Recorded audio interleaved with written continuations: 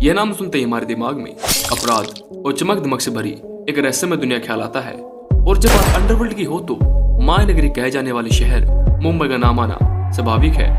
मन्या सुरभि भी अपराध की इसी दुनिया का एक हिस्सा रहा है। आज के दौर में हम दाऊद इब्राहिम और हाजी मस्तान जैसे नामों से मुंबई अंडरवर्ल्ड को पहचानते हैं, लेकिन मुंबई अंडरवर्ल्ड के इतिहास में एक दौर ऐसा भी था जबकि उस समय के मुंबई अंडरवर्ल्ड में दाऊद इब्राहिम नहीं बल्कि मनोहर अर्जुन सुरभि नाम के शख्स का दबदबा हुआ करता था।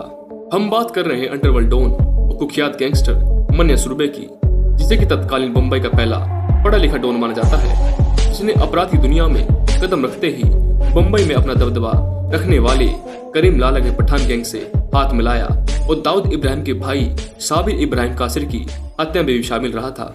1950 का दौर था, भारत को नई नई आजादी मिली थी। आज का मुंबई शहर तब बम्बई के नाम से जाना जाता था।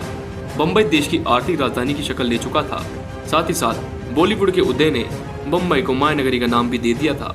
नव निर्वाचित हुई सरकारें देश को आगे बढ़ाने के लिए हर तरह का प्रयत्न कर रही थी। उन्हीं प्रयत्नों में से एक था टैक्स। नए आजाद हुए देश को चलाने के लिए बहुत सारे संसाधनों की आवश्यकता थी, इसलिए सरकार ने विदेश से आयात होने वाले सामान पर टैक्स को बढ़ाने का निर्णय लिया। टैक्स में की गई बढ़ोतरी की वजह से विदेश से आयात सामान लोगों की पहुंच से दूर हो रहा था। किसी इंपोर्टेड सामान को भारत में खरीदना होता था तो उस पर भारी मात्रा में टैक्स चुकाना पड़ता था। इसी कारण स्मगलिंग के धंधे की शुरुआत हुई।